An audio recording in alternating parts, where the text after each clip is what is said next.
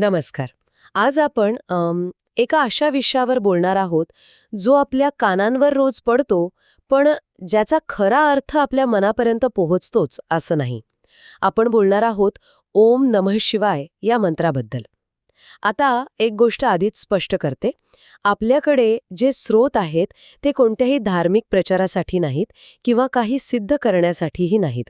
उलट हे योगशास्त्र, प्राचीन ग्रंथ आणि काही आधुनिक चिंतनातून आलेलं एक सखोल आकलन आहे.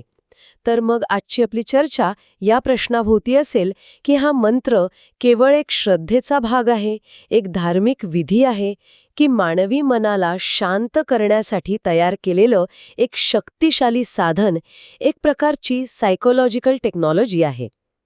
चला याचा मुळापासून शोध घेऊया. सुरुवात करण्यासाठी आपण ह्या मंत्राचे 3 तुकडे करूया का? ओम, नमः आणि शिवाय. आता स्रोतांमध्ये एक विलक्षण गोष्ट सांगितली आहे की ओम हा एक शब्द नाहीये, तर एक ध्वनी आहे, एक कंपन. याचा नेमका अर्थ काय होतो? अगदी बरोबर. आणि इथेच या प्रवासाची खरी सुरुवात होते. योगशास्त्रानुसार जेव्हा या सृष्टीची निर्मिती झाली तेव्हा सगळीकडे फक्त शून्यता होती. त्या शून्यातून जो पहिला ध्वनी, जे पहिलं व्हायब्रेशन निर्माण झालं, ते होतं ओम. अच्छा. हे केवळ एक पौराणिक कथन नाहीये, तर एका अनुभवाचं वर्णन आहे. आणि गंमत म्हणजे हा ध्वनी आजही अस्तित्वात आहे. आजही आहे? कुठे? तो आपल्या श्वासात आहे, हृदयाच्या ठोक्यात, समुद्राच्या लाटांमध्ये, वाऱ्याच्या झुळकेत, सगळीकडे.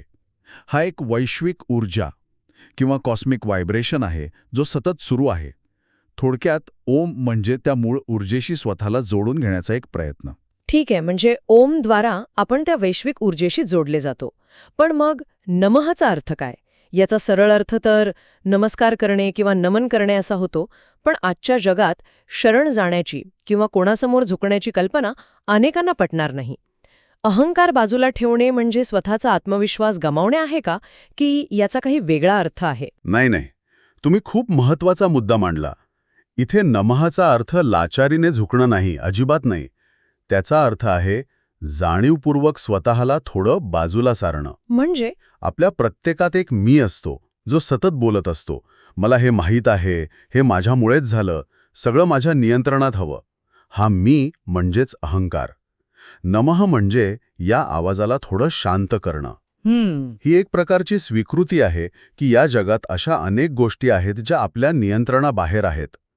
आत्मविश्वास गमावणं म्हणजे नमः नाही. उलट मला सगळं काही माहीत असण्याची गरज नाही हे स्वीकारण्यातून जो मोकळेपणा येतो ती खरी ताकद आहे. 1 मिनिट. म्हणजे ओम या वैश्विक ऊर्जेशी जोडलं जायचंय आणि नमः म्हणून आपला अहंकार किंवा तो मीपणा बाजूला ठेवायचाय. पण मग हे सगळं कोणासाठी करायचं? आपण कोणाकडे वळतोय? इथेच शिवाय या शब्दाचा खरा अर्थ समोर येतोय, जो या प्रवासाचं अंतिम ध्येय वाटतोय. आणि इथेच या स्रोतांमधली सगळ्यात मोठी आणि आश्चर्यकारक गोष्ट समोर येते. ते सांगतात की शिव म्हणजे कोणी व्यक्ती किंवा देवता नाहीये, ज्याची आपण बाहेर मंदिरात जाऊन पूजा करायची. काय सांगताय? म्हणजे शिव ही देवता नाही? नाही, उलट शिव ही एक अवस्था आहे जी आपल्या प्रत्येकाच्या आत असते. अवस्था म्हणजे एक स्टेट ऑफ बीइंग. येस. ही कल्पनाच संपूर्ण दृष्टिकोन बदलते. मग ती नेमकी कशी अवस्था आहे? शिव म्हणजे ती अवस्था जिथे मन पूर्णपणे शांत आहे, विचारांचा गोंधळ नाहीये, कोणतीही भीती किंवा चिंता नाही, जिथे फक्त शुद्ध जाणीव म्हणजे प्युअर कॉन्शियसनेस शिल्लक आहे. जेव्हा भूतकाळातील आठवणी आणि भविष्यातील अपेक्षांचा भार नसतो, तेव्हा जी निर्भय, स्थिर आणि स्पष्ट स्थिती उरते तीच शिव आहे. अरे देवा, म्हणजे ओम नमः शिवाय ही देवाची प्रार्थना नाहीये, तर ही स्वतःला दिलेली एक सूचना आहे. या मी त्या वैश्विक ऊर्जेशी जोडते, माझा अहंकार बाजूला ठेवते आणि त्या शांत स्थिर अवस्थेत प्रवेश करते. हे तर पूर्णपणे सेल्फ कोचिंग झालं. ही कल्पनाच क्रांतिकारी आहे. तुम्ही अगदी अचूक शब्द वापरला, क्रांतिकारी. कारण ही कल्पना आपल्याला कर्तेपणाच्या भूमिकेतून काढून साधकाच्या भूमिकेत आणते.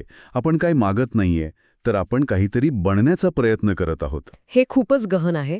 आपल्या स्रोतांमध्ये उल्लेख आहे की प्राचीन ऋषी शांततेसाठी जंगलात ध्यान करायचे. पण आपण सगळेच जाणतो की खरा गोंधळ बाहेर नाही तर आपल्या डोक्यात असतो. विचारांचा, भीतीचा, आठवणींचा. आपलं मन म्हणजे एक असा स्मार्टफोन आहे ज्यात 100 ॲप्स उघडे आहेत आणि प्रत्येकातून नोटिफिकेशन्स येत आहेत. मग केवळ काही शब्द उच्चारल्याने हा आतला गोंधळ कसा शांत होऊ शकतो? यात काही जादू आहे का? यामागे कोणतीही जादू नाही तर आपल्या शरीर रचनेचं विज्ञान आहे. योगशास्त्र सांगतं की आपलं मन आणि आपला श्वास हे एकमेकांशी घट्ट जोडलेले आहेत. हो, ते तर आहे.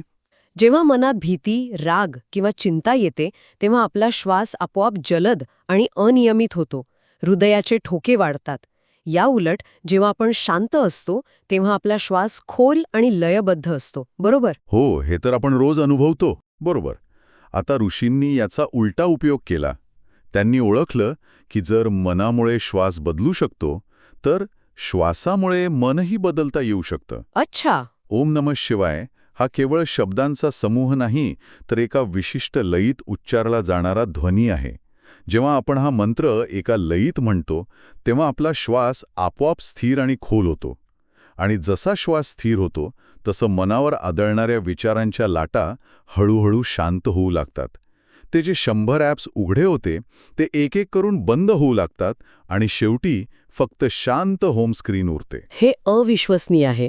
म्हणजे हजारो वर्षांपूर्वी योगींनी जे अनुभवातून सांगितलं की श्वास स्थिर केल्याने मन शांत होतं, त्याला आजचं विज्ञान दुजोरा देत आहे. आपल्या स्रोतांमध्ये उल्लेख आहे की अशा लयबद्ध उच्चारामुळे मेंदूच्या लहरी बदलतात. मेंदू जास्त धावपळीच्या बीटा स्टेटमधून शांत आणि केंद्रित अल्फा स्टेटमध्ये जातो. अगदी. आणि या अल्फा स्टेटचा थेट परिणाम आपल्या निर्णय क्षमतेवर होतो. जेव्हा मन शांत असतं तेव्हा आपण कोणत्याही परिस्थितीवर लगेच रिॲक्ट करत नाही, म्हणजे प्रतिक्षिप्त क्रिया देत नाही. उलट आपण विचारपूर्वक रिस्पॉन्ड करतो, म्हणजे प्रतिसाद देतो. एक उदाहरण देऊ शकाल का? समजा रहदारीत कोणी तुम्हाला चुकीच्या पद्धतीने ओव्हरटेक केलं. गोंधळलेल्या मनात पहिली प्रतिक्रिया रागाची असेल, पण शांत मनात विचार येईल, कदाचित त्याला घाई असेल, जाऊ दे. हा प्रतिक्रिया देण्याऐवजी प्रतिसाद देण्याचा बदल खूप मोठा आहे. तर मग हा मंत्र कोणी, कधी आणि कसा जपावा? यासाठी काही कडक नियम आहेत का? जसं की सकाळी 4 वाजता उठून विशिष्ट आसनात बसून हे काम करतं. नाही, आपल्या स्रोतांनुसार यासाठी कोणतंही कडक बंधन नाही.